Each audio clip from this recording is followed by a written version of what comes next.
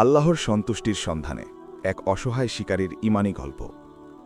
একটা ছোট্ট গ্রাম, নাম ধলাইপুর। চারপাশে ঘন জঙ্গল আর ছোট ছোট পাহাড়। গ্রামের একদম শেষ প্রান্তে একটা মাটির ঘর। ঘরের চালে ঝড়ে অনেক জায়গা ফুটো। সামনে একটা পুরানো তেঁতুল গাছ। গাছতলায় প্রায় সারা দিন বসে থাকত রহিম। রহিমের বয়স তখন প্রায় 50। শরীরটা একদম হাড় বেরিয়ে গেছে। চোখ দুটো লাল, কিন্তু চোখের ভেতরে একটা অদ্ভুত শান্তি। লোকে তাকে বলতো রহিম শিকারী। আসলে একসময় সে সত্যিই গ্রামের সেরা শিকারী ছিল। ধনুক তীর নিয়ে বনে ঢুকলে খালি হাতে ফিরত না। হরিণ, শিয়াল, খরগোশ, বনমোরগ সবই তার হাতে ধরা পড়ত। বাজারে বেচে যা পেত তাই দিয়ে সংসার চলত। কিন্তু গত 2 বছর ধরে রহিম একদম বদলে গেছে। আর বনে যায় না। ধনুক তীর ঘরের কোণে পড়ে আছে, মাকড়সার জালে ঢাকা। লোকে বলে রহিম পাগল হয়ে গেছে। কেউ কেউ বলে ভূতে পেয়েছে। কিন্তু সত্যিটা কেউ জানত না। সত্যিটা ছিল এই, রহিমের দিলে আল্লাহ একটা টান দিয়েছিলেন। একদিনের কথা, সকালবেলা রহিম বনে গিয়েছিল। অনেকদিন পর আবার ধনুক তুলেছে। মনে মনে বলছে, আজ 2টো খরগোশ হলেই হবে, পেট ভরে খাবো। একটা ছোট্ট খোলা জায়গায় এসে দাঁড়ালো। সামনে একটা হরিণ, না বড় না ছোট, মাঝারি।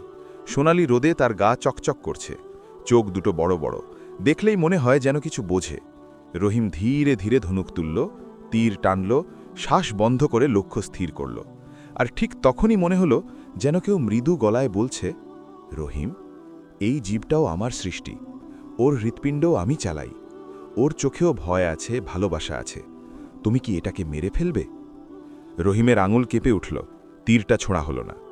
ধনুক নামিয়ে মাটিতে বসে পড়ল, চোখ দিয়ে পানি গড়িয়ে পড়তে লাগল। ইয়া আল্লাহ, আমি কি করছিলাম? আমি তোমার সৃষ্টিকে মারছি আর মেরে খাচ্ছি, কিন্তু এভাবে তো চলবে না। সেদিন থেকে রহিম আর তীর ছোড়েনি। প্রথম কয়েক মাস খুব কষ্ট হয়েছে। পেটে ভাত নেই, হাতে কাজ নেই, পুরানো কাপড়ে শরীর ঢেকে রাখে। মাঝে মধ্যে প্রতিবেশী বাড়ি থেকে একটু ভাত ডাল পেত, কিন্তু ভিক্ষা করেনি, মুখে কখনো দাও বলেনি। রহিম শুধু একটা কথা মনে রাখত, আমি আল্লাহর জন্য এই কষ্ট সহ্য করছি। তিনি দেখছেন, তিনি জানেন। আস্তে আস্তে সে অন্যভাবে কাজ করতে শুরু করল। কারো ঘরের চাল ফুটো হলে মাটি খড় দিয়ে বেঁধে দিত, কারো ক্ষেতে ধান কাটতে দেরি হলে হাত লাগাত, কারো গরু ছাগল হারিয়ে গেলে খুঁজে দিত। যা পেত তাই দিয়ে দিন চালাত। অনেকদিন শুধু রুটি লবণ খেয়েও কাটিয়েছে, তবু মুখে হাসি রাখত। একদিন রাতে ঘুম ভেঙে গেল, বুকের ভেতরটা জ্বলছে। উঠে বসল, অন্ধকারে আকাশের দিকে তাকালো। মনে মনে বলল, ইয়া রাব, আমি তোমার সন্তুষ্টি চাই, কিন্তু আমার কাছে তো কিছুই নেই। আমার কাছে শুধু এই ভাঙা শরীর আর একটা ছোট্ট বিবেক। আমি কিভাবে তোমাকে খুশি করব? চুপচাপ বসে রইল। হঠাৎ মনে পড়ল, একবার জুম্মার খুতবায় ইমাম সাহেব বলেছিলেন, সবচেয়ে বড় ইবাদত হলো মানুষের উপকার করা, আর সবচেয়ে বড় উপকার হলো কাউকে হারাম থেকে ফিরিয়ে আনা।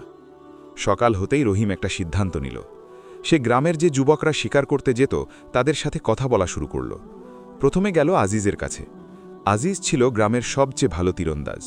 রহিম তাকে বলল, বাবা আজিজ, তুমি এত ভালো তীর ছোড়ো, কিন্তু একটা কথা মনে রেখো, যে জন্তুটা গর্ভবতী, যেটার ছানা আছে, ওকে মেরো না। ওটা হারাম। আল্লাহ আমাদের জন্য হালাল করেছেন, কিন্তু সীমা লঙ্ঘন করতে নিষেধ করেছেন। আজিজ প্রথমে হাসল, পরে ভাবল, তারপর বলল, চাচা, আপনি ঠিকই বলছেন, আমি আর আগের মতো করব না। আস্তে আস্তে আরও অনেক যুবক রহিমের কথা শুনতে লাগল। রহিম নিজের জীবনের গল্প বলত, কিভাবে সে শিকার ছেড়েছে, কিভাবে তার মনের শান্তি এসেছে, কিভাবে সে বুঝেছে আল্লাহর সৃষ্টির প্রতি দয়া দেখানোই আল্লাহকে সবচেয়ে বেশি খুশি করে। দেখতে দেখতে 1 বছর কেটে গেল। গ্রামের চেহারা বদলে গেল। আগে যেখানে প্রতিদিন বনে শিকারের জন্য লোক যেত, সেখানে এখন খুব কম যায়। যারা যায় তারাও শুধু প্রয়োজনের জন্য, বাচ্চা জন্তু বা গর্ভবতী জন্তু মারে না। একদিন রহিমের খুব অসুখ হলো, জ্বর এলো, শ্বাস নিতে কষ্ট। গ্রামের লোকজন ছুটে এলো, অনেকে কাঁদতে লাগল। আজিজ এসে রহিমের হাত ধরল, চোখে পানি, বলল, চাচা, আপনি চিন্তা করবেন না, আমরা সবাই আছি। আপনি আমাদের বদলে দিয়েছেন, আপনি আমাদের বাঁচিয়েছেন। রহিম খুব কষ্ট করে হাসল, ফিসফিস করে বলল, আমি তো কিছুই করিনি বাবা, আমি শুধু চেষ্টা করেছি। আসল কাজ করেছেন আল্লাহ। তিনি আমার দিলে টান দিয়েছেন, তিনি তোমাদের দিলে হেদায়াত দিয়েছেন। পরদিন ভোরবেলা ফজরের আজানের পর রহিমের শেষ নিঃশ্বাস পড়ল।